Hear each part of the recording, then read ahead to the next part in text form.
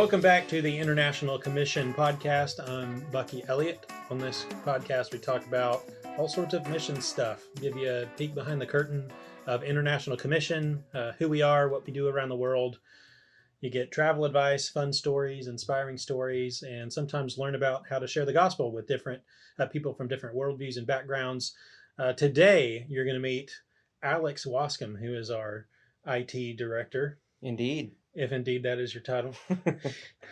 If you are, Sometimes. Alex. Indeed. I don't know what hat am I wearing right now? He wears many hats and always has since he's been here. But we'll talk a little bit about that and what he does here. So, Alex. Yes. Describe for the people, what exactly is your role at IC? Well, if you've heard anybody else talk on this podcast, you know that we all kind of do a lot of things around here. But my primary role is Director of IT, which involves maintaining all of our integral systems and softwares and servers and things like that. Since I've come, I've kind of moved most of the stuff to the cloud, which has made my life easier and also given us a lot more access. So a lot of the work I do involves changing things around, trying to implement easier ways of doing things for everybody, and just, keeping things running, making sure people can do their jobs. So, and then like security and keeping things updated, all that right. stuff. Yep. We're always working in the background, trying to keep people from plugging the wrong USB device into their computer. And really, yeah, security is a huge part of what we do. And we do leverage some third-party companies that help out with that. So it's kind of a one-man show here on the IT department. So it's good to have people you can fall back on for security. And you mean blame? Yeah, exactly. Yeah, some insured companies to work with. It's always good. But yeah, I really thoroughly enjoy what I do, and I hope it makes a difference. So how does, at least in your eyes, how does information technology fit into the Great Commission? Yeah, so information technology, usually when you think about technology and information and all these things, you think about computers and digits and files and stuff. But the real focus of IT is people. And so, we can look at things like CRMs, which, if you don't know what that is, it's basically just a big database where you keep information about people. You can look at the way we interact with donors, the way we get the information out, make information about testimonies and things like that available, receive reports from the field, and keep our emails running. It all revolves around getting the message out, which is the gospel. And so IT, especially in our current world, is a huge part of getting the gospel out, because it's the primary way of sending information and communicating, and connecting people together. I know that twice a week, we've got a call that we do where everybody gets together on Teams. They do a video call. We get to do prayer requests and pray over the world, and all of that is possible because we're leveraging technology that wasn't available 10 years ago, even not at the scale we're using it. So it's really great to be able to use technology in interesting ways to bring people together, to further the gospel, and to make those connections in places where it would have been pretty hard to do snail mail or try to get text messages out to people and phone calls. So we really, security wise, communicating around the world is easier with advanced technology, and just the mass amount of communication that we're able to do and keep people up to date on a regular basis is really a huge part of what I do through IT. There's a lot of people to keep connected to at our organization, because if you know us at all at IC, or if you've listened to this podcast before, we talked about our area strategy team and just how there's so many levels and layers of that when you get to a regional and then local level and then individual churches. There's so many people involved in partnerships and a lot of data, a lot of communication that has to happen. So of course, a lot of that does happen just locally, stays local, but between a couple of churches in a town or things like that. But then when it comes up to, I mean, when it comes back to reporting what's happened during an evangelism partnership or all the planning that happens before that, because we'll send people out to meet the people, and we get an invitation to do a partnership, and then we do training, and we'll send people out to do training, and they've got to get everybody together and train them and equip them, and then they're doing their preparation for months, and then after part, and That's right. Yeah. especially if it's an international, we have an American team coming. That's Right. an insane amount of communication and Oh yeah. tech that has to happen, all the arrangements and all that. Yep. And then once our team gets to the field, they're most things are kind of local again, but there's some communication back with the office about what's going on. And then the local teams are still carrying on in discipleship, and then sometimes that begins another partnership and into it or something else. And so that's all going to be connected back here. Well, and you talk about people preparing to go on the trip. I mean, most of the time we don't see these people until they show up at the airport. Yeah. Right. So we've got to have effective ways of communicating with them so they don't go, they're not thinking, man, I don't know anything about what I'm about to do, which, I mean, you never can know exactly what you're walking into. That's true. It's but always a little different. At least we can prepare you a little bit. And then some of it depends on how well you pay attention, honestly. Right. But but making those things more engaging, making them more easily available, making them so that people can kind of fit their training around their schedule and all that kind of stuff, comes down to, what ways are we communicating with people? So yeah, communications is a huge part of IT. There's lots of, most of it is the everyday boring stuff like that really makes a difference. But I mean, there are some fun ways that we've used technology recently. I know we had the 50th anniversary. Yeah. And during that time, we had a lot of people come in from out of town. And by out of town, I mean the furthest reaches of the earth. All over the world. Literally all over the world. Pick a continent except Antarctica. Right. And we had people here. And so they bring with them lots of different languages. And so we were able to utilize AI technology to do live translation into pretty much every language of people who were here, so that they could have their phone out and be seeing a transcription in their language of whatever was being said. And it seemed to go well. I don't speak the other languages, but everybody did seem to really, really appreciate that. Definitely. I thought it was amazing. And I know when we had a few people speak in Spanish or some of the other languages, I was doing reading the English transcript. So that worked pretty well for me. So I think it went really well. And, that's not something we use on a daily basis, but it's a cool thing that we can leverage because of the way that modern technology has been advancing. Yeah, it makes me think about how different things are now than they were even 10 years ago, like you said. And that we would have not even imagined having. No. I mean, it's a Babel fish. I still can't imagine it. And we just did it. Guide to the Galaxy. That's become a reality. Yeah, it's just crazy, real time translation. But even since I've been here at IC, I've been here about 8 years, almost 9 years, and the way that we manage data and communicate is vastly different, even just in that time. Now, admittedly, we might have been a little bit behind the curve, and that's just because we didn't have an Alex at that point. We didn't have really one central person who was part of the ministry that was managing those things and really had the education and qualification and experience to do really what we needed to do, or even to be able to spend the time thinking about what we need solutions for and then implementing those. Right. And, with implementation, you always have hiccups.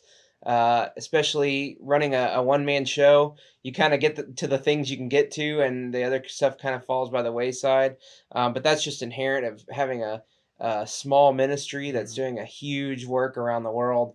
There's not a whole lot of people I can bounce ideas off here. I'd come to Bucky every now and then. He's pretty knowledgeable, but a lot of the time it's kind of I have to have my feelers out, listening for moaning and groaning, uh, and see if I can figure out what's causing it and whether or not there's an easy fix for it. And a lot of it is also limited by budget. I mean, we don't have a insane budget where we can Hmm. just blow money on the latest and greatest. So creative thinking around getting things done at the lowest cost is part of it. And even if we did have a larger budget, we want to keep as much money as we can out in the field, Hmm. getting the work done. So it's a balance, and hopefully the balance has been pretty good. But it is challenging, but I love a challenge. So that I think I see that as a positive. Well, there's plenty of them to be had around here because you're working with people that like technology just isn't their expertise or even interest. Right, Some folks, and they're just so laser focused on what they're doing ministry wise right, on in their lane, and sometimes they have a need that technology can solve, and sometimes there's just requirements that we hmm, have just to keep right, everything together and running smoothly, or for security or whatever, compliance and all this kind of stuff. That it takes some of the challenge just is keeping people on the same page sometimes, and especially when we have several iterations of a solution, like yep, just for example, we've used different software to manage our mission trips, hmm, and like to plan them, to budget them, all the internal stuff that has to come together, but then also helping participants apply for a trip, go through their training, send in all right, their documentation and and funds and all those kind of things, and then go to the field and what happens with the information after that. And so every time we implement a new one of those, it's kind of been trial and error. Like hmm, you see if it really works well for who we are, how we do things, what we do, and then have to pivot maybe sometimes. right. And Well, and there's a whole lot of tweaking as well. yeah, that's really what I was trying to get to, is that there's always tweaking, because the exact way that we do things or need to do something or prefer to do something is unique from many other ministries, even other ministries that send short-term teams. And so there's always just kind of a constant, what can we make better, what do we Right. need to do better, what do we need to customize for us. Well, and things sometimes things that work on paper don't work in real life. And you've got a lot of perspectives out there that don't all live inside of our heads here in the office. So we have to wait until it kind of gets out there Yeah. to collect those perspectives and kind of reconfigure what we're doing. See if there's a way we can make it as easy as we can for people. The final goal is for no one to even know who I am because they don't need Yeah, to ever call me. everything should be Uh, seamless and easy to do. Yeah. but that there will never be a world where technology always works 100% of the time and you never ever have to call anybody. Uh, but we're working in that direction at least. Yeah, sometimes it's kind of like you do your absolute best, and then to listen, to evaluate a problem, to implement a solution, train everybody that needs to be trained on it, and get things going, and then inevitably down the road, there's some other issue that you never knew about and Hmm. nobody ever told you, and it's not really Right, necessarily their fault. It's just you wouldn't have thought to think of that, and they wouldn't have thought to bring it up. right. But here we are. Some of those are cultural. Some of them are Hmm. just, oh, this, we all have ready access to whatever software or website, or I don't know, whatever. But somebody in a restricted access country doesn't. Yeah, And so, how do you deal with that? right. And how do you, work around just different things like that? Time zones is always a Oh yeah, challenge when we have international meetings, things like that. yeah. So there's just a lot of stuff that if you haven't really been working in a global context before, you learn a lot of things as You time do. goes on.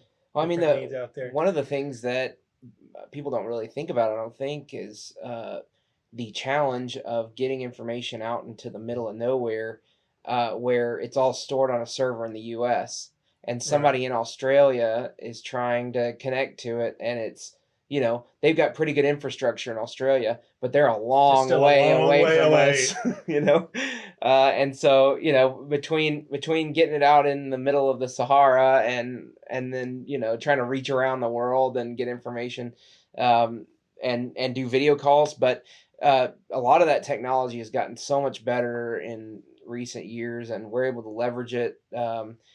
And really, there are a lot of companies that are very generous for nonprofits in their licensing, so we're able to take advantage a lot of that as well to keep costs low. Um, I'd say one of the biggest challenges we were talking about, getting perspectives from people. I think one of the biggest challenges is extracting opinions, because I think people want to keep their opinions to themselves because they don't want to annoy you Yeah, a or lot of people say, just man, don't want to this rock the boat. stinks, but I just, I don't want to hurt anybody's feelings.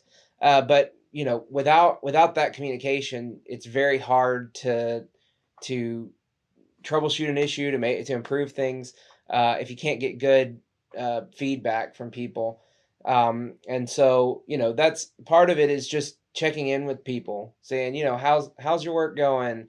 Maybe, do you mind if I watch you work for a little bit and see how it goes? And, maybe I can think of some ways we can improve what you're doing. And, you know, people get into a groove. I think it's been long enough since we implemented something brand new that people are starting to kind of fall into that groove. So, they're not super interested in me rocking their boat, but, as things go on, there's ways we can make their lives Yeah, easier. well, a And lot of the times it's just the suggestion of, hey, did you know you could do XYZ? And right. it's a lot easier this way. People kind of have their ways of doing things, their routines, but Mhm. we're not using we're not using a solution to its potential sometimes, Right. and don't know it until you step in and say, hey, you can do this, or this is a new feature, let's try it out. Well, it's going to take them more time to figure out how to do it more efficiently than it will be for them to Yeah. just do it the inefficient way.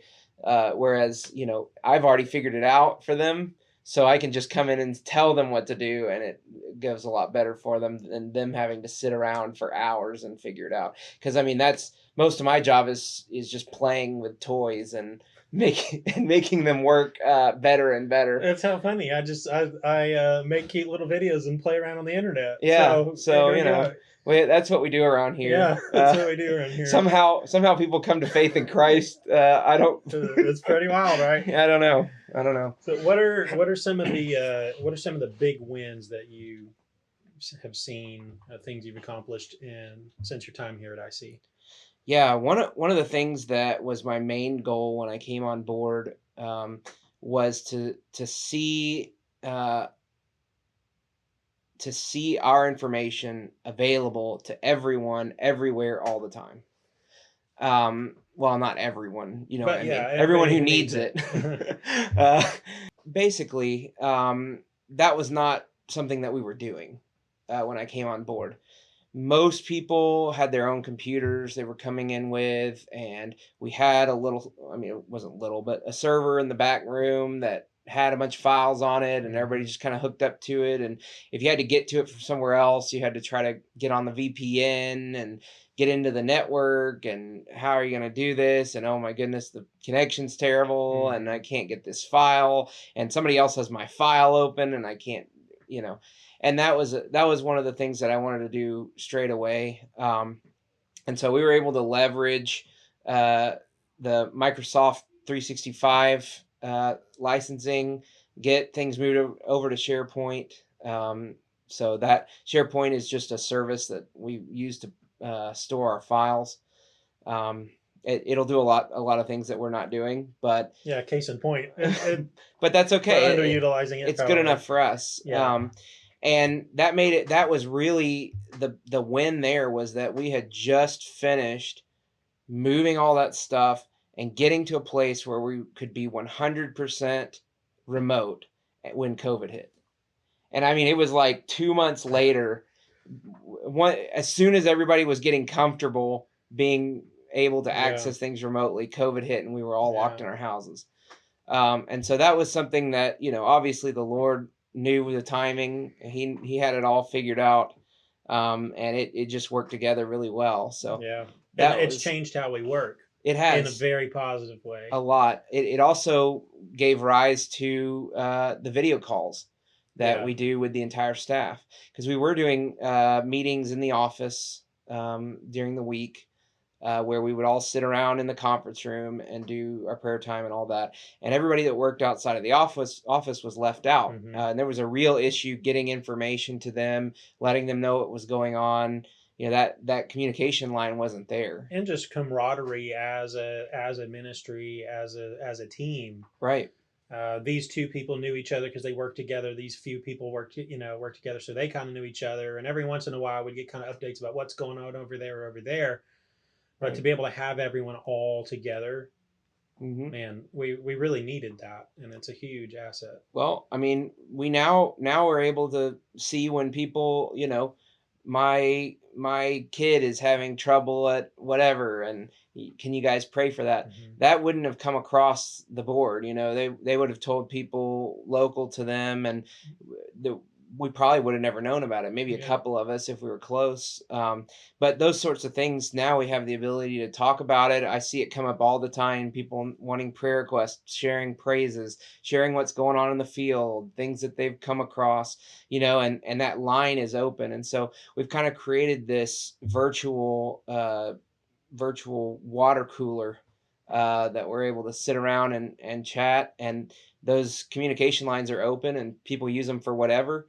And that's really how good work gets done, Yeah. is people just talking and communicating and watching out for each other, taking care of each other. Hmm. People think about things like Teams or Slack or Hmm. other communication things like that Right. in the business world, and how those can be deployed for business and used for business relationships, and also just teams working on projects. And that happens here plenty, Yep. especially within our admin staff. But out there in the field, or between here and people in the field, which are all nationals, we're able to communicate like that just about things that are happening specific to our work and our lives. Hmm. And I think that's probably a unique thing about doing ministry work. Yeah.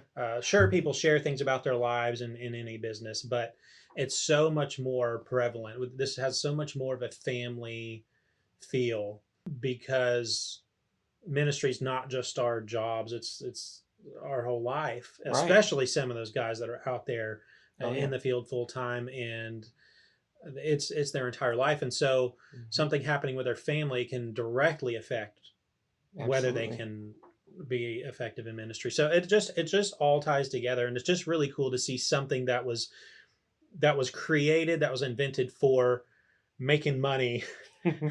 Getting people to get together to make more money, Hmm. we can use to grow the kingdom. That's Yeah, pretty sweet. I doubt that random Redmond developer was thinking about global evangelism Probably ministries not. when he Yeah. was making the code for Teams. What it does for us is it gives us a permanent virtual open door policy. Everybody in management here at IC can be reached with the push of a button, Hmm. and you can call them, you can send them a text, whatever you want to do, and that line is open. You don't get a redirect, you don't get sent to whoever the secretary is. You can talk Yeah, that's directly to true. management. Yeah. Um, Anybody in the company that's on staff can send a message or call our president right Mhm. now. Yep, right now. Yeah, that's a I could good pick up point. my That's a phone good right point. now and send something to our president, and Yeah. he would immediately, well, maybe not immediately, but when he was available, he'd send me something back. So, that's a huge part of it, and that's something that really reflects the importance that we put on the staff here at Hmm. International Commission. Every one of us is here doing a ministry. Our positions may carry weight in certain areas, but it's because of the position, not because of, how great or wonderful any one of us is or better than the other. We all have our part to play, and we Hmm. all take that very seriously. And So that speak. technology allows us to have that, make that more real in the real world, because we can talk to each other and reach out if we need to. I just think that connectedness really, really just has enhanced everything about my role here. Part of what I do is telling stories, and so being able to get those stories or ask questions about them, and getting pictures and videos and all those sorts of things so much easier to do. And just knowing that, I feel like I know other staff members much more personally, Mm-hmm. because we're able to connect with them so closely like that, and that's been a huge thing. Even though these tools really were created for business and to Right. make money. So speaking of which, you could be making more money in the business world for sure, Yeah, especially with your education and all of this, and now all the experience you have being a one-man show. That's highly I valuable somewhere can. else. Man, let's see. I Let me shouldn't pull have up told. my I shouldn't have LinkedIn. told him this. Okay, potentially. Let's imagine a scenario in Yeah, which you could leave, yeah, and especially with this experience you've gained here, go somewhere and make another company a lot of money, and thusly make your own family a whole lot of money. yeah. So, what keeps you here? Well, I mean, number one, it's a calling, and I think you'll get that from anybody you ask here. Mm-hmm. This job is a ministry, which means it's awful sometimes. And it's something that you really can't appreciate until God calls you to do it. And I'm not saying it's miserable here; it's wonderful here. Look, Jesus told us to Um, expect suffering when we yeah. follow Him, and it comes. What's that old saying? Ministry would be great if it weren't for all the We're for all the people. people. Yeah. Yeah, that's just inherent in it. But really, I mean, I really think if you're going to go into a ministry like this, you need to be called, and because you're not going to have the motivation Yeah. that it requires Yeah. to do what we do. But besides that, there's plenty of other reasons. One of the main ones, I would say probably the main one, is that work environment, that camaraderie that we've built with the team. Everybody here is here for a purpose. And sure, sometimes we disagree, sometimes we have our moments. We're all human, but we have this thing that binds us together, and that is our call, Mm-hmm. our love for God and for His people, and we want to see His kingdom grow. And so that tie that binds us together really makes it for a work environment that you can't get in the secular world. I mean, there are plenty of Christians out there, but you're not going to be on a team most likely where your whole team is Yeah. there because God's called them to Right. be there, Right. right? Or at least they don't know it. God's Or they called don't them to know be it. there. Right. But that's really what affects your whole perspective, and like you said, even your motivation every day. Right. So, that family feeling, the feeling of being part of the church at work, and at work. The church is at At work, work. at At work. work. And I think that's the biggest benefit. We really have a lot of freedom here that we wouldn't have other places. You really have to operate in a place of freedom because nobody has time to sit there and manage you and Mm-hmm. decide what you're going to be doing. So, you know, it would be very easy for somebody who is not called to be here to come in and do whatever they want. And it would probably be a while before they were let go just because they were so And we trust you to be doing your job. Hey, wait, you're not doing your job. What are you right, doing? right. Because we're not gonna micromanage you. But But if you're going to come here and raise support and do this, it's pretty likely you feel yeah, called to it, and you're not yeah, just giving it a shot. yeah. The barrier for entry is a little high. Yeah. But yeah, I mean that's a huge benefit of working here is just being part of a team that is here to do their jobs, and everybody wants to do their job because it's not about a job, it's about a calling, and it's about seeing God's work throughout the world and knowing that you were allowed to be part of it. And so we get to rejoice together when we see the results of what God's doing through the ministry because we know that He used us in some way to make it happen. So that's really the greatest benefit. Reminds me of a poem. Everything is awesome.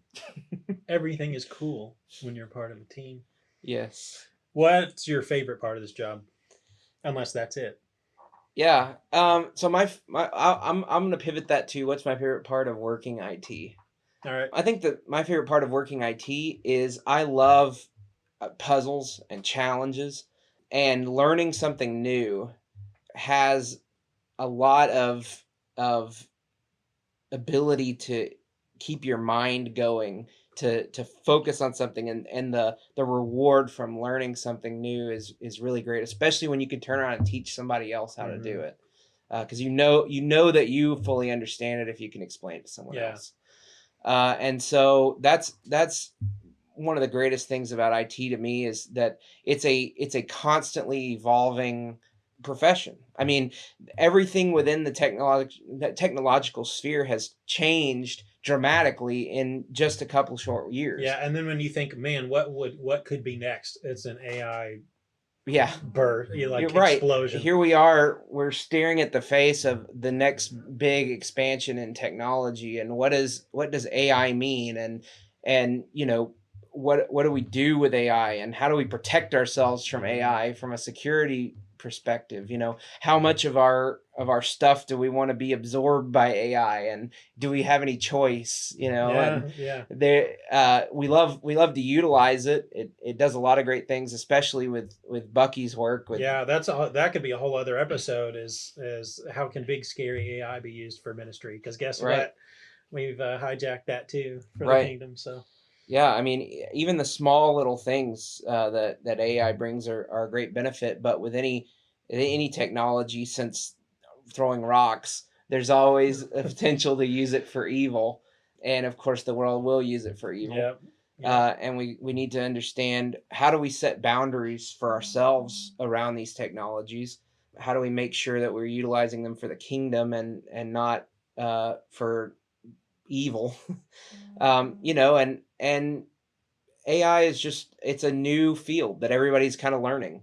And it takes a while to understand what you're working with, and figure out what's the best way to utilize it, and is it worth the cost, and are we going to invest in this direction, and then there's going to be some law that changes how it works. Yeah, it's a little bit of a Wild West right now. It is very much so. But AI is just a small part of IT right now. Even though there's so many things. I mean, everywhere you look, there's an AI solution. Yeah, it's kind of a buzz word and topic right now. But it is important, and it could be very revolutionary, but it still remains to be seen kind of how it pans out society wide. And it still depends on your IT basics. Because if your computer doesn't turn on, you're not using the AI. So there's plenty of regular work to do, and then we can kind of explore these things. We don't.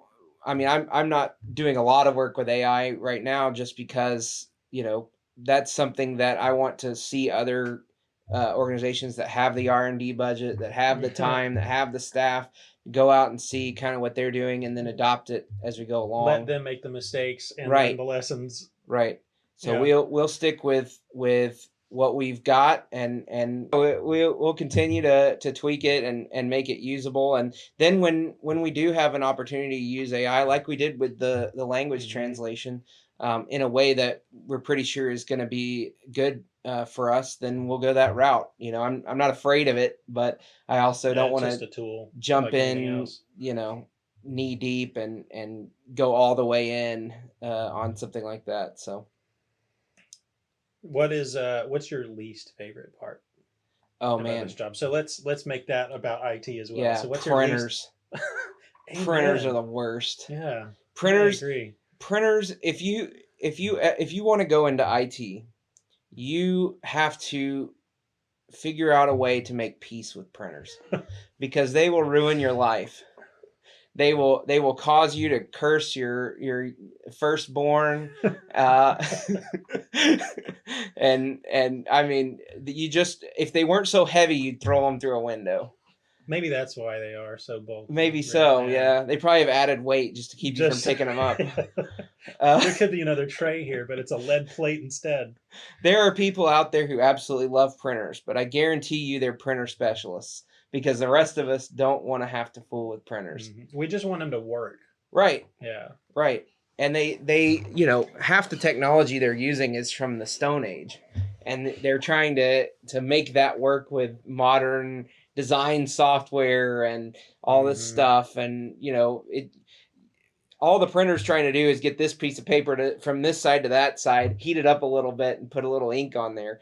and you're trying to get it to do all kinds of wacky stuff with crazy paper, and there's going to be failures, and not to mention all the dust and stuff that comes out of those machines, and there's a million moving parts. So so anything many can parts. fail on a printer, and it's amazing it ever works at all. Right. Honestly, as much as we demand from printers, it is incredible that they do anything. It really is. They're really complex, especially the printer we got here at the office. Yeah, I mean, it's like a mile long. It is, and it does. I'm sure it does lots of things. I have no plans of doing 90% of the things that it'll do, but it will do them. So, yeah. Our printer tech. Heavy. Yeah, go ahead. Our printer tech insists that it will print on tiles, on ceiling tiles. So I'm not willing to try that, but we do have a lot of printer needs because we print a lot of stuff for primarily for our participants that go on trips. Yep. And their testimonies and other evangelism tools, things like that.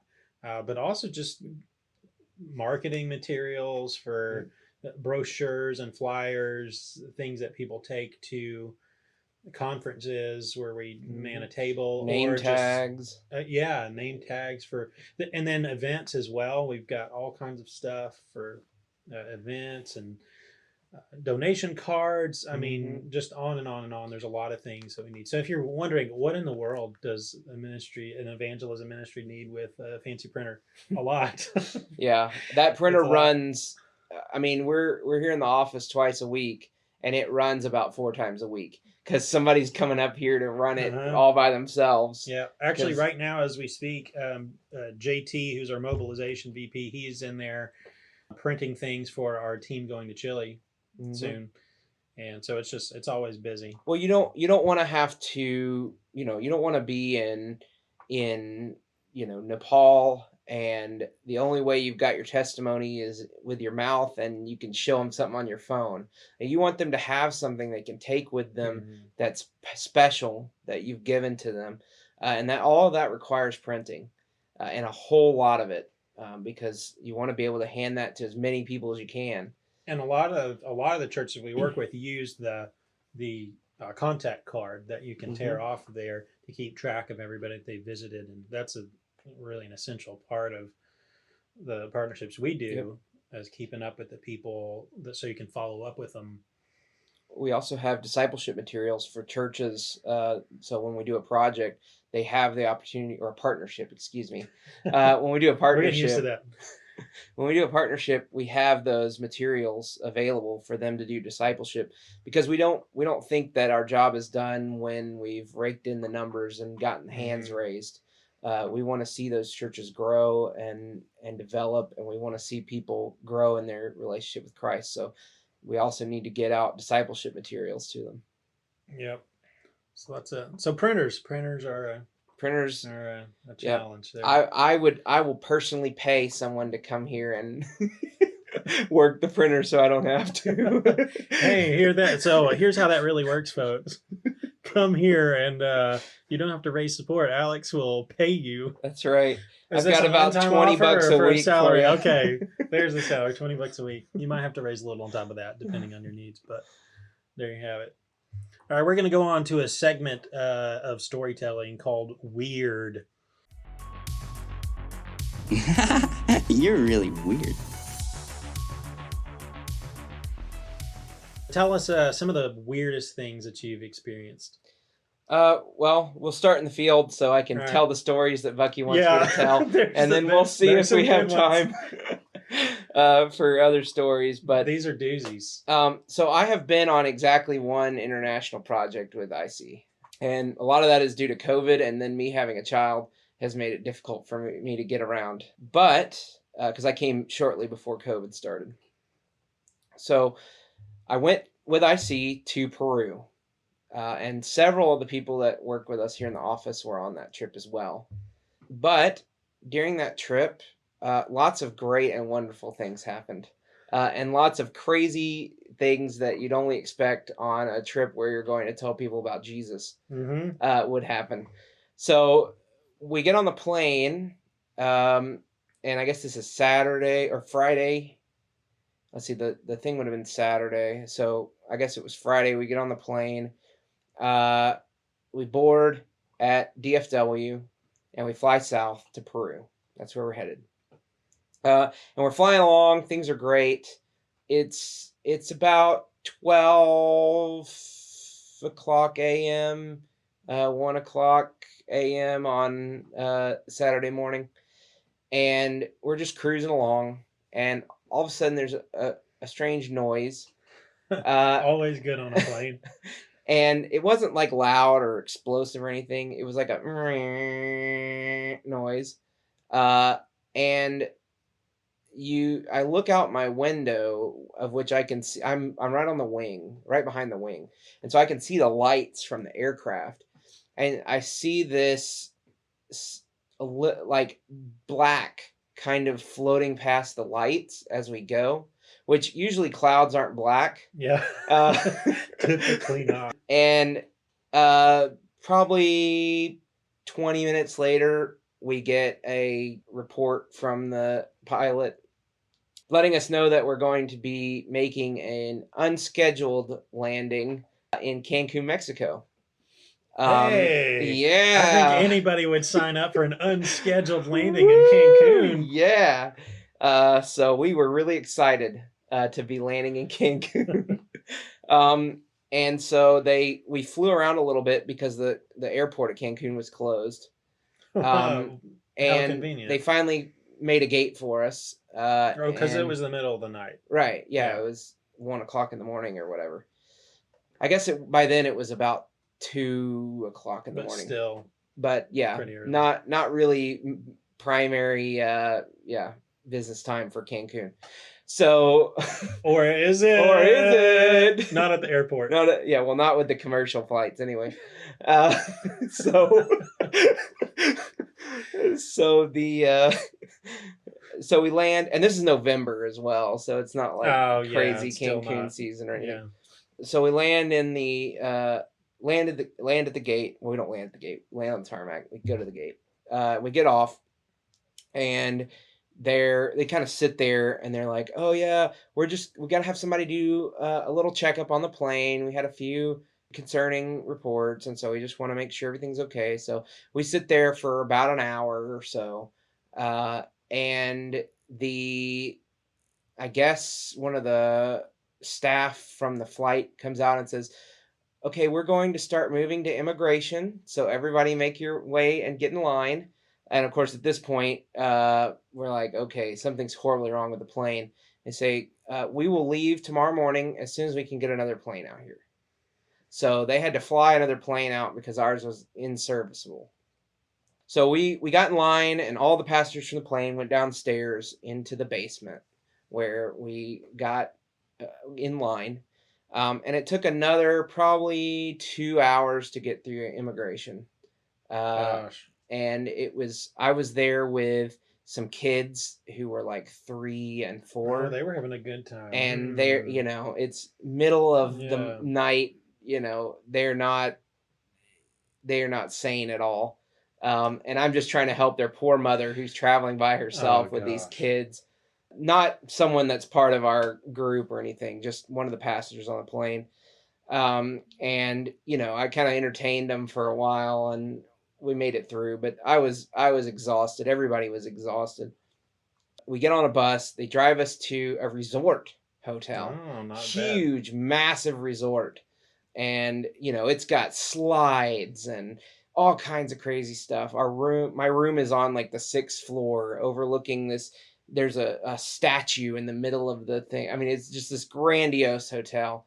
I get up to my room. There's a jacuzzi in the room. There's a tub and a shower, and there's a balcony that you can walk out and look out over. And the only thing on my mind is sleep. Mm-hmm. So I get a shower and I go lay down. And at 6 a.m., I get a call from Gary Godkin, who was leading the trip. And he says, "Hey, they've got a plane for us. You need to come down and eat so we can get back on the plane." So I got 3 hours of sleep. I went downstairs, I didn't pack any addition. Well, actually, no, I did pack extra clothes in my carry-on. I had clothes for for the opening rally, and it was khakis and a button up. So I put on my khakis and button up and black shoes and whatever. And I went downstairs and I said, you know what? I need to take a picture on the beach while I'm here in Cancun. Absolutely. You got to at least do that. I did. I went out in my dress shoes out on the beach, snapped a picture, turned around and went back. Well, the picture didn't happen, right? That's right. Exactly. You know it. So of course, we went back. We were eating at a buffet, huge buffet, anything you wanted, 100 different restaurants that you could order from this buffet. And it was all included. And while we were eating, someone on our trip broke a hip. And we had to figure out how to get her back on a plane to fly her to the U.S. to get her hip fixed. So we figured that out. We got her on a plane. We got on a plane. Ended up eating at, what was it? Oh, this was while we were still at the airport. They opened up Bubba Gump Shrimp Company for us. So we ate at Bubba Gump while we were there. But anyway, we got back on the plane. I bought some playing cards just to have a... Oh, wait, I can't say that. This is the Christian ministry. What if there's Baptists listening to this? Bought some playing cards. Anyway, we flew back to Peru, which was great. We landed in Lima, and they said, oh, by the way, because you didn't get your flight, you've missed your other flight that you need to get in country. Of course. So we're going to have to reschedule you. But the good news is we can split your team in half and send half of you in the morning and half of you the next day. And so Gary Godkin comes up to me in my hotel room and says, hey, by the way, you're the only person from IC that's flying to Jauja, which is the airport we were flying into. You're the only one flying to Jauja, so I need you to run the trip while I'm here. I've been surprised. Yeah, you've only been on staff. I've been on staff for less than a year. And I'm now being asked to run the project, which it was a project at that time. Yeah. So that was a great time. I didn't know what I was doing, but I did what I could, and the project went really well. The churches, everybody there had no idea what they were doing because they'd never done an IC project before, but they were really excited. It took them a while to kind of figure out what to have us do because they had planned for us to go meet with some of the church members, hang out with them, have a good time. And we're saying, we need to talk to people. That's why we're here. We want to share the gospel. Yeah. And then that kind of clicked. And after that, we were going all over the place.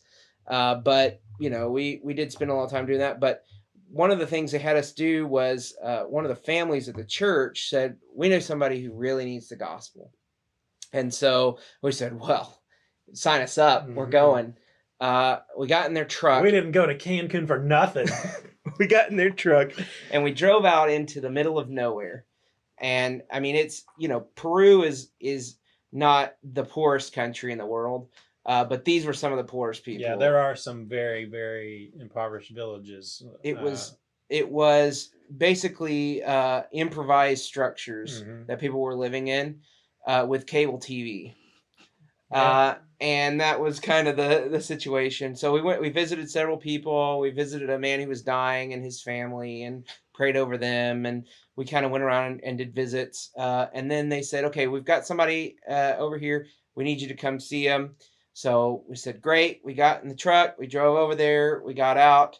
And it was this fairly large house, especially for the area. And it was a permanent structure. Pretty nice place. And it was sitting on the side of a hill. And there were steps going pretty far up from the garden up to the house. And this woman met us and she said, hey, I'm a Christian, but my mom's not. I want you to talk to her.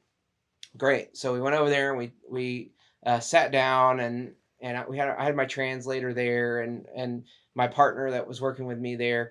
And I said, okay, I'll do the testimony this time. And so we talked to her. She was totally blind. It was, you could tell because she had that glaze over her eyes that certain people who are blind have, and she wasn't able to look anybody in the eye. But she was so happy we were there. She was really excited to find out that Americans had come. And so we talked to her for a second, and then we started sharing the gospel. And my partner pulls out the Evangel Cube. And if you know the Evangel Cube, it's got pictures on different sides. And when you open it up to the largest part, it's a picture of Jesus on the cross, the crucifix. And so my partner had gone through the cube while I was explaining things, and she held open that picture of Jesus, and this woman screamed and slapped the blind woman slapped the cube out of her hand. And we're thinking, what is happening? She gets up and she starts stomping up the steps, and she's kind of screaming and wailing and crying. And she goes up and she sits down in a corner, and she's just sitting there sobbing. And something told me that this may be a demon. I had this feeling in my spirit that I needed to go over and deal with this situation. And I'd never seen anything like that in my life. But sometimes, like when you know. Yeah, it was so especially apparent. when a blind lady slaps a picture of Jesus. Right. There's a clue. Right. It was so apparent to me at the time because I had this burden in my spirit that I need to go talk to her. And, my partner said, hey, should we go? And I said, no, I really feel like I need to go talk to her. So, go pray over her. So I got up and I went over there and I stood a little bit back. I didn't want her to scare her or anything. And I just kind of held out my arm and prayed over her. And she screamed again, jumped up to her feet, threw her cane, which she had previously because she's crippled, threw the cane, and then ran full speed down these stairs, which were, it had to be at least 20 or 30 stairs that she ran down. Wow. In her dress, ran straight down the stairs and to another area and there. So we were like, okay, we've shared the gospel, we've prayed over her, like that's really all we can do for now. We'll come back and see if she's in better way at another time. So we left and we did some more visits, all this stuff. But at the end of the week, we came back and we visited her, and she was out in the garden, and we went to see if she was all right. She waved at us, hey. I mean, she didn't say hey, she said whatever she said in Spanish. But we went over to her and she was pulling things out of the garden, and I said to my translator, hey, just ask her how she's doing. And when he spoke to her, she screamed and ran and grabbed a sickle that had been resting out in the back of the garden there for quite some time, clearly, held it up and ran straight at me. And I grabbed her by the arm, and she was trying very hard to attack me with this sickle. The people that were there with us from in country, they kind of wrestled her to the ground, and I pinned her hand and pulled the sickle out of her arm. And we just kind of, they held her there, and I was trying to, rub her hand and say it's going to be okay, and we prayed over her. And while we were praying over her, her donkey was just freaking out. And I forgot to mention, I had seen when we first got there that there was a poster in English, a very large poster mounted outside under a covered porch of Resident Evil. This lady's probably not a gamer. No, probably not a gamer. And I realized, well, at the time I was thinking, man, that's weird. That's kind of not the thing you'd see, but maybe she found it somewhere and she just thought it looked cool and put it up. But it was such a image of what was going on there. Yeah. There was Resident Evil in this place. Wow. And so anyway, we prayed over her. Her daughter came out. We let her daughter kind of get her and take her inside. And it was very, very sad to me, that situation. Very difficult to see. I haven't heard what happened from that. The family was going to go talk to them, but I don't have their number or anything, Yeah. so I don't know how I would get in contact with them to see what happened. But we prayed, we shared the gospel, we did what we could, and I just hope that she's been rescued Mhm. by Christ and is living a life of uh, Yeah, you know clarity clarity and and yeah, mental clarity yeah. and out of that bondage. But anyway, that's the craziest story that I think I've ever told, because nothing crazier than that has ever happened to me. It's that's not exactly something in the job description for a director of No, IT. no, no. And I would tell you, before I witnessed that, I would have had a hard time believing it, because it's just something that doesn't happen here, really. Yeah, it's just it's not really, we don't really have much of a concept for it until you run into it. Right. And sometimes when you're on the cutting edge of evangelism, sharing the gospel places where it's not been, or just, well, there, I mean, there were Christians there, but Hmm. in this spiritual situation, you are at a battlefront, Hmm. and that's where you see some of these things happen They sometimes. so an interesting thing about that area is that they have combined cultural Catholicism with uh, ancient Mayan rituals, and gods. And so it's very common in that area for people in the Catholic Church. They'll go to the church and they'll do seances and Hmm. have periods where they ask demons to indwell them. So Hmm. it's something that's a lot more common there, just because they welcome it. Yeah, Um, and people that have a very spiritual worldview. I don't mean like a lot of people in the U.S. would say have a spiritual worldview, but more kind of a mhm, spiritual worldview where they see spiritual causes for many things that happen in mhm, life. And so they seek spiritual solutions. right, Unfortunately, a lot of times it's folk religion or witchcraft or things like that that they turn to and don't even know that it's harmful to them, mhm, especially in places like this where, like you said, there's been a syncretism between Catholicism and those things. And like sometimes people uh, will seek help from a saint, you're right? right, But that saint is actually representative of an evil spirit, right. and they might know that or they might not know that, and so just all kinds of bad things can happen from Yeah, that. yeah. They have a some kind of crow demon that they worship. It's a very hollowed out Catholicism. Hmm. It's definitely not. You wouldn't walk into a Catholic church here in the U.S. and find the things that Right. they believe. It's very much. It's kind of the architecture and kind of the structure of the church is very Catholic, and that's about it. The rest of it is ancient paganism. Man, yeah, there's probably a lot of discussion to be had about why that is, and the kind of Catholicism that they met or introduced to, and Hmm. how it's kind of just laid over their own traditions for centuries, versus people who have had someone who loved them come and have a conversation with them and share with them the love of Jesus. Hmm. And so that's what we do. I mean, and you just kind of saw kind of a tectonic Yeah, yeah. clash A bit of a of the spiritual earthquake. gospel with syncretized witchcraft. Hmm. Yeah, Yeah. but so that's why we do what we do. There are places where many people consider a whole country to be, a Christian country, a Catholic nation, at least, culturally, sometimes Hmm. officially. That does not mean that people necessarily know who Jesus is or know the gospel. Right. And then there's far unreached places like Middle East and throughout Asia where uh, they've never heard anything.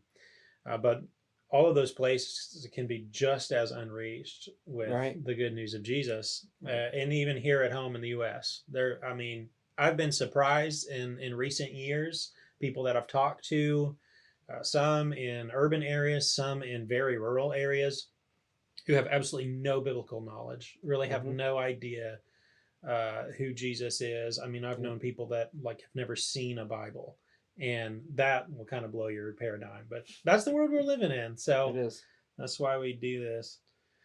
I think my one of my weirdest stories. I've had opportunity to share a lot of these, but I don't know if I've shared this one.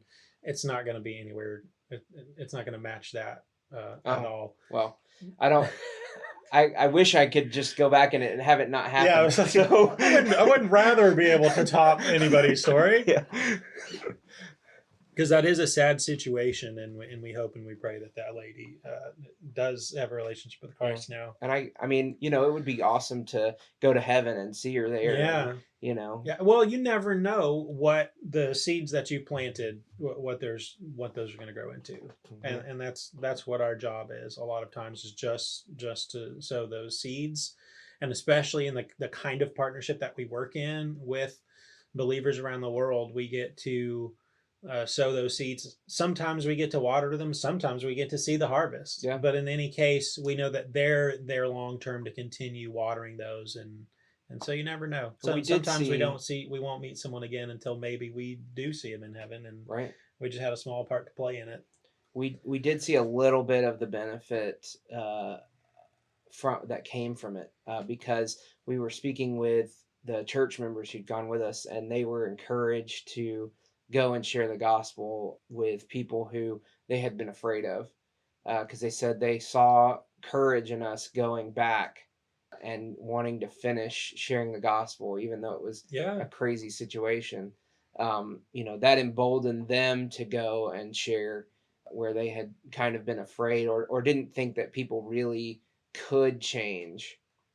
Um, the fact that we were willing to try anyway was something that they said that they had appreciated. that's cool. So hopefully that Yeah, also. that is always cool to be able to encourage someone else.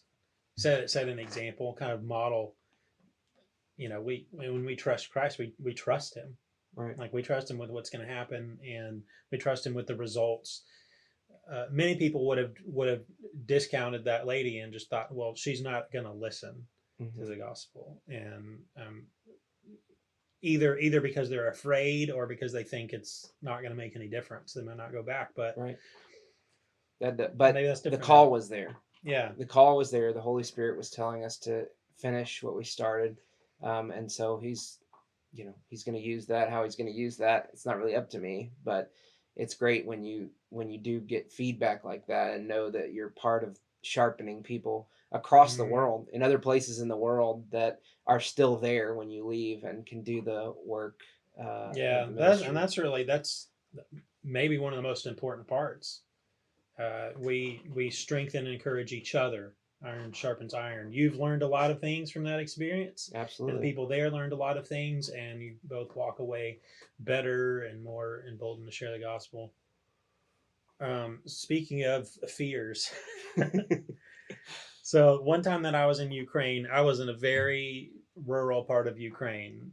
This was one of those projects where our team came together and then we split off to different cities, really even different states. We were very far apart during the week, and I was the only American on my team. My partner was a Ukrainian that I had worked with before, as a translator. So she was my translator this week. So we knew each other. That was good. But we were staying with a pastor in a little town. Almost everybody there is the bivocational pastor. They have a full-time job, and they also pastor a church. And so he was busy during the day, and but anyways, we were staying at his home. Well, he thought his home was too small to accommodate all of us, and so for a bunch of different reasons, they thought Bucky should go and stay at another place. Well, there wasn't really a hotel out in this town. Nobody just goes there if they don't belong there. But there were some apartments. And so one of the church members owned an extra apartment that he leases out, and it was vacant. So they put me there in this apartment. So that was all fine and well. But while we were walking up the stairs, the pastor, he spoke a little bit of English. He said to me, just make sure that you're quiet. We don't want people to know an American is staying here. And so my mind just starts racing of all the things that could mean. I should have just asked him why then, but he just left pretty quickly. And so every day we had also arranged for me to come downstairs and go across the street to meet him for him to pick me up and then go to our visits. They didn't want to raise any attention uh, or let anybody really know. They didn't want to broadcast that there's an American staying here in this apartment. Yeah. And so I was just very quiet. And also, so I decided I'm going to just pretend to be German while I'm here. So if there's people out in the hallway or whatever and they talk to me, I'm not just going to ignore them. But if I speak English, that's going to be a giveaway. So I'll just speak German. And I'm not fluent, but I'm conversational. So I thought I'll do that. And I look German enough. And so I did that the whole week. I just tried to be real quiet, but I did encounter people in the stairwell and spoke to them a little bit in German. And I just wondered why all week. I was just trying to respect, whatever was going on. And I thought maybe I don't want to know too much, so I'll just keep it quiet and I'll just comply. And it was like maybe the second to last day when my translator brought it up, and she was like, "Oh yeah, thank you for." Not thank you for being discreet about the apartment.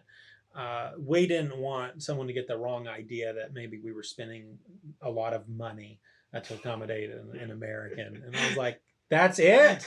There was no security or like ethnic thing. There was no. It was just it was all Americans are optics. expensive. Yeah, they didn't want people to assume that the church was spending all this money to put me up in an apartment and not stay at the pastor's house because that would. Right. So but I was like every night, man. I was just so. It was almost like the hiding place. I was like every night I was trying to be so quiet. Everything I did was trying to do very quietly, brush my teeth silently, and just like doing your best Anne Frank impression. I guess so. And no, it's just it had nothing to do with people living there. It had everything to do with just word getting around town. Right. So even speaking German. Yeah. Well, then I don't know what they would have thought. Oh, there's a German guy. That's even worse. No. Yeah. So it's not always crazy like that. Nope. A lot of times we go and everything goes really smoothly, and so that's always good. That was I mean, even with the trip I was on, it was. I mean, most of the time it was just people were really responding to the gospel. I mean, we were seeing all kinds of people and so many people just welcoming us in and being so kind and hospitable, and that was the vast majority of what we experienced there, and people really wanting to know what it is that we believed. And we ran into a lot of people who were Catholic that wanted to debate certain things, and we didn't spend a whole lot of time debating, but we did get to talk about some interesting stuff and ways that perhaps, hey, here's some verses you can go look at and check your theology. And that was another opportunity that we had of what is God calling us to do here? And the answer is whatever he's calling us to do pretty much in the moment, because every visit is different, and the gospel is living and active. And that's why you can run into a situation like with that lady who is oppressed by a demon, or somebody who is staunchly Catholic and wants to debate you, and you have to approach those things differently. But it's a very stretching thing, and you just when you can learn to just rely on the Holy Spirit and his leading, his guiding, and the word of God that you've hidden away, that that you've hidden in your heart, that he can remind you of. And he gives you what to do and gives you the words to say in a moment in ways that you can't really plan for. I've had tons of conversations with people that just I can't relate to their life situation at all. Like they're going through something really horrible, or like they're into all kinds of stuff I've never been into, and I just don't know how I'm going to relate to them and share the gospel with them in a way that we're going to connect, and it just always works. Yeah, God just always makes a way, or gives me a story or some scripture that person does need to hear, and I could have not. I mean, there's no way I could have really known what God needed to say, what God wanted to say to them, what they needed to hear. Right. But I think that's the result of how much prayer, at least partly, how much prayer goes into these encounters. I mean, by the time a U.S. participant is interacting with somebody out in the field, they've been prayed over 100 times or more. That area has been prayed over 100 times or more. We don't know exactly who we're going to run into, but sometimes we do, because we go on visits with the Yeah. church members, and that's kind of what we try to do when we go out. Yeah, So try to schedule everything, but it doesn't always work those that way. people have been prayed over by people they knew, Mhm. and potentially even over their own prayer requests. And so that's the Holy Spirit working. By the time we get there, the Holy Spirit is in charge, and we're just marching around, opening our mouths and letting the Spirit come out. Mm-hmm. Well, that's a good way to kind of tie things up, I think, is that we plan, we implement plans and systems and technology and all of those things, structures, and we do them to the best of our ability. But the result really has nothing to do with us Mm-hmm. at the end of the day. And all of those things really are just to support what God is doing. And so really that's our heartbeat, is to go where God is working and to work with people, to help them share the gospel, equip and enable them to share Jesus, and we get to do that alongside them. And so that's why, methodologies and technologies can change over the years, but the mission stays the same for over 50 years. Mm-hmm. And we just still see God work in a lot of the same ways and new ways, just but Sure. we just trust Him really to do the work on the ground. And if it weren't for all of that prayer preparation, I really think things would be different. Yep. And a lot of it just has to do with partnering with God, having our hearts aligned with His, and the humility that comes from just trusting God with what's actually going to happen on the ground. We can plan and plan, but when we get there, or when the nationals, if it's just a national to national partnership, they're working together and going and making these visits, whatever happens is all up to Him. Yep. So we're doing the same thing that Christians have been doing since the very beginning. Yep. But technology changes. They had the Roman trade system, literally the Roman roads, and used that technology. They used language and education, and the gospel spread that way. And then God spread it through persecution, and everything else. And so you've seen, empires. So you better get to evangelizing so you don't get persecuted. The empires rise and fall, and plagues and movements and philosophical revolutions and technological revolutions, all these different things. God has used all of them to further the gospel. So that's where we are. We're today, and we're going to utilize everything that we can to continue carrying out the same mission. And one of the exciting things to me is just how we are able to partner with more and more people and more places as time moves on. And one of those reasons is because of the technology that we have. And so it's really cool, just giving us access to a lot more places and a lot more creative ways that we wouldn't have had before. I think people see the Spirit moving and they want to be part of it is a huge thing. And with technology, we can get the message of what the Spirit is doing out to people. And I mean, if you're sold out for Christ, I don't like that phrase, but I just used it anyway. If you're sold out for Christ, and you hear about something that God is doing, I mean, doesn't it pique your interest? It really gets you in a place where you want to be a part of what God's doing. And so we have so many volunteers all over the world that they don't make a dime. Yeah, they sacrifice. Most they of absolutely them. do, and they do it because they see the Spirit working. And that is so encouraging to me. It's so wonderful to see and to think that some work that I did had even the smallest impact on making that happen. Is such a blessing, a gift from God that really makes it that much sweeter. Absolutely. Well, if you see and hear what God is doing, and you want to be a part of it, you definitely can. So that's one of the coolest things about our organization, is that you can apply to go on a trip with us and go experience some of these things firsthand. Hopefully you won't experience getting attacked by a lady with a rusty sickle. But if you do, the Spirit will be there. Yeah, and look, Alex made it. He's still here. here. So all my limbs and everything. Everything. Yeah, he made it back in one piece and has stories to tell. But we'll have opportunities to share Jesus with people who don't know him or have grown up with a very religious background sometimes, but still don't know Christ. And God will use you, and you'll experience some amazing things and learn some amazing things and encourage others around the world to continue sharing the gospel where they live.